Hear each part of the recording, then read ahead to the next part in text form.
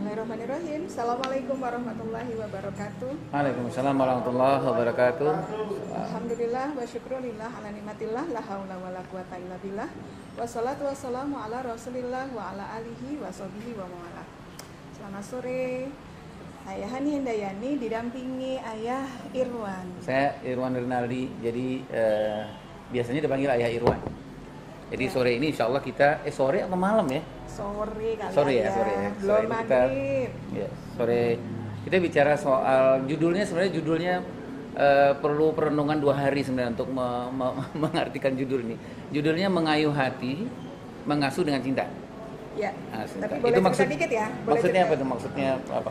Sebenarnya awalnya ketika dari SNC itu datang ke rumah, saya punya judulnya itu Mengasuh dengan Cinta. Tapi tiba-tiba tuh ada yang nambahin Mengayuh dengan Hati gitu. Tapi ya oke lah gitu. Nah, pengennya sih jelasin kenapa akhirnya bisa dikaitkan antara mengayuh hati dengan mengasuh dengan cinta. Karena pada dasarnya kan cinta itu berawalnya pasti dari hati. Dan butuh sebuah hati yang memang punya modal cinta untuk bisa mengasuh. Tetapi tidak semua hati bisa memiliki itu. Karena pada dasarnya kan hati itu ada pemiliknya. Nah, mengayuh hati itu agar kemudian tertambat kepada sang pemilik cinta.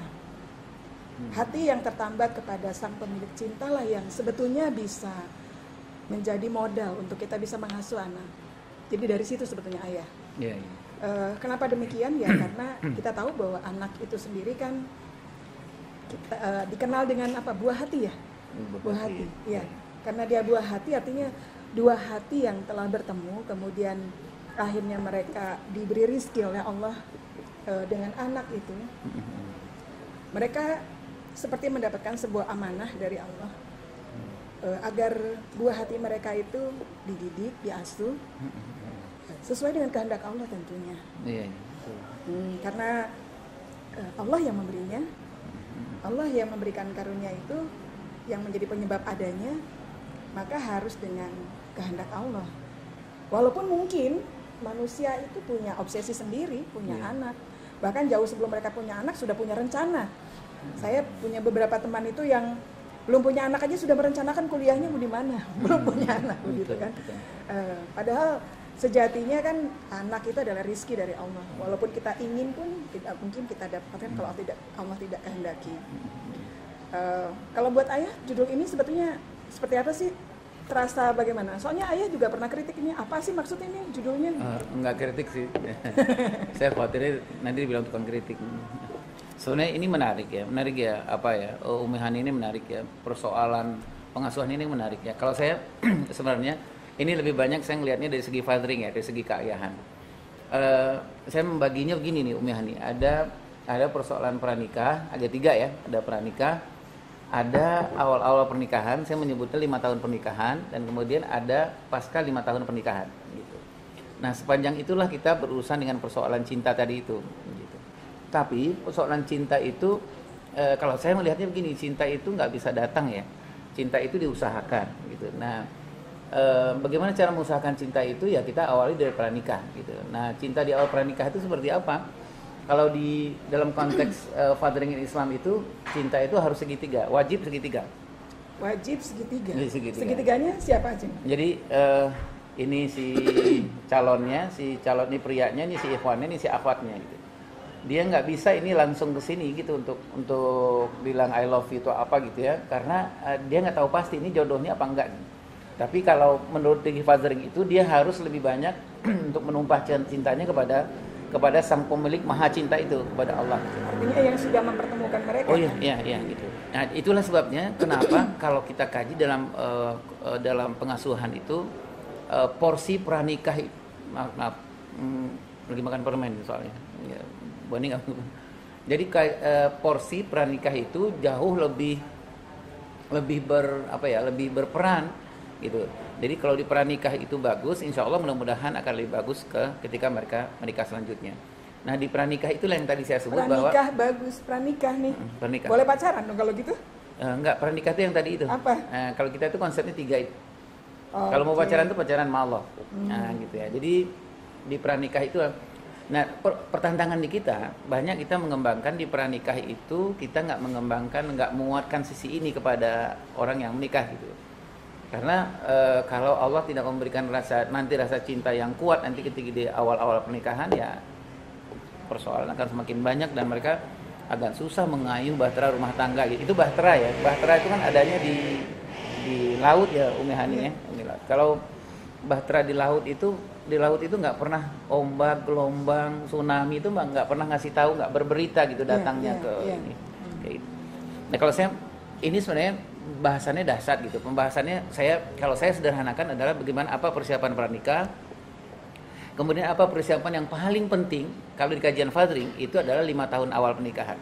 Jadi kalau di rumah tangga itu di fathering, di keayahan itu dibaginya 5 tahun, ada 5 tahun gitu, Bunda Hani gitu. Nah, 5 tahun awal pernikahan inilah yang akan menentukan seperti apa 5 tahun berikutnya gitu. Nah, ini berkaitan dengan ayat ya. Kalau dilihat dari surat Ar-Rum itu kan, wa min ayatihi an khalaqalakum min anfusikum azwaja litaskunu ilaiha wa ja'ala bainakum mawaddatan warahmah. Kan sakinah itu tidak harus punya jeda waktu dulu. Ketika kita bertemu jodoh, sakinah itu sudah langsung didapatkan begitu ya. Karena pertemuan itulah yang membuat sakinah itu terjadi. Hati yang tadinya cuman sebelah begitu kan, bertemu dengan belahan jiwanya, kemudian jadi digenapkan begitu kan, karena mereka bertemu dengan pasangan, akhirnya terasa tenang begitu. Begitu akad, kenapa orang bilang alhamdulillah gitu. Begitu ya selesainya akad. Cuman ternyata ketika sampai pada mawaddah warahmah, di situ ada waja'alna ya. Baru ada proses gitu. Sepertinya tidak langsung. Apakah itu yang kemudian 5 tahun itu ya yang bisa jadi itu mungkin ya? Iya, kalau idealnya kan memang seperti itu. Kalau di pranikahnya bagus gitu, dia memang si laki-laki full banget kepada Allah, si perempuan full banget kepada Allah, dan itu dijaga banget. Nah, maka datanglah Allah memberikan sakinah ala qalbuhum itu, menurunkan bahkan menggelontorkan rasa sakinah itu ke atas hati mereka kan gitu ya. Tapi yang jadi banyak tantangan kita adalah kita nggak terlalu kuat hubungan dengan Allah di awal pernikahan itu. Nah, kemudian agak susah kita mendapatkan itu ketika 5 tahun awal itu kita nggak konsolidasi gitu. Konsolidasi karena kan kita datang berdua ini dari dua pola pengasuhan yang berbeda. Dua pola pengasuhan yang berbeda. Kalau menurut saya sih agak sedikit bohong lah kalau tiba-tiba saya ini udah sakinah mawaddah warahmah gitu. Karena orang cara bangun aja beda gitu, cara tidur aja berbeda. Ada penyesuaian dulu sebenarnya ya. Puzzling itulah menurut saya di 5 tahun awal itu pekerjaan agak sedikit berat gitu. Ini bukan kita memberatkan tidak gitu, tapi agak sedikit berat karena kita harus bayar hutang nih masing-masing.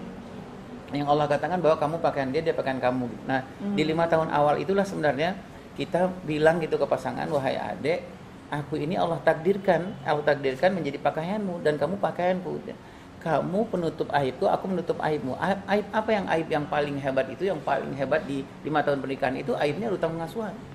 Utang pengasuhan. Iya, jadi misalnya saya nggak bisa muji gitu, itu utang pengasuhan gitu. Iya betul. Sudah disiapin temani, disiapin apa gitu nggak bisa muji. Saya nggak bisa bilang bahwa caranya memuji, mungkin? Bukan nggak tahu caranya mungkin Umi Hani, tapi karena memang nggak ada di umur 15 tahun saya itu nggak ada endapan.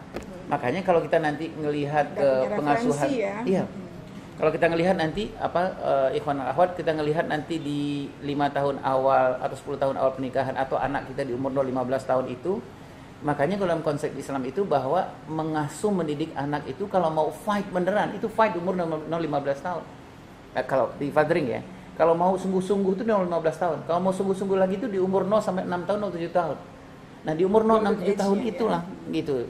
Di umur 0 6 7 tahun itulah sebenarnya ditentukan nanti kapasitas anak mau seperti apa. Kalau suami istri nggak sama di umur 6 tahun anak-anaknya gitu, kita udah kebayang. Itu udah kebayang. Cuman realitasnya begini aja. Silakan loh, ini di nggak bisa ngomong nanti kalau makan. Nggak gini Ayah. Kan 0 sampai 5 tahun. Adjustment kan mereka ya suami istri. Sementara nih saya tuh baru 2 bulan nikah udah hamil. Artinya jangankan bicara penyesuaian, Tapi kita sendiri kan sudah mengalami fase di mana mungkin untuk siap pun mungkin tidak gitu ya. Itulah di situ.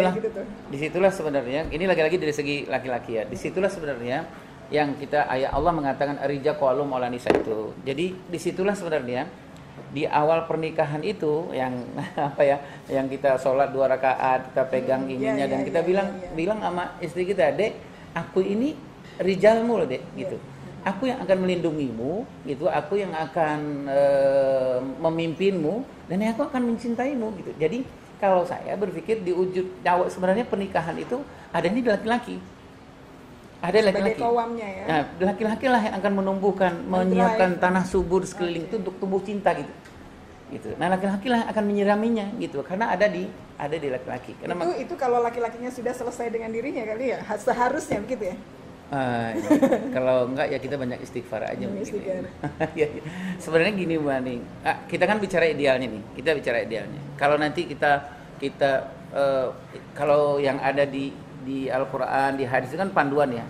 Kita nggak mungkin sempurna itu. Tapi menurut saya kita harus punya standar. Kita harus punya standar gitu. Nah, selebihnya nanti kita akan menuju ke standar itu kan misalnya. Sama dengan begini ya. Saya berpikir bahwa ketika awal menikah itu kita sudah suami istri sudah sering membaca ayat yang innallaha astafa Adam Nuhan itu ya, wa ala Ibrahim wa ala Imran itu. Jadi kalau menurut saya itu rijal, laki-laki itu yang memimpin gitu, yang akan menentukan seperti apa dia memimpin. Jadi dia benar-benar dia memimpin karena rijal itu kalau di Fadrik itu memang to love. Dia mencintai. Gimana seperti mudahan dibilang gimana dengan laki-laki yang memang agak sedikit masalahnya dia banyak utang pengasuhan gitu. Bagaimanapun dia harus rijal. Apa tugasnya? Allah mentakdirkan jangan-jangan istrinya ini love-nya lebih banyak gitu. Nah, berarti dialah selimut dari suaminya.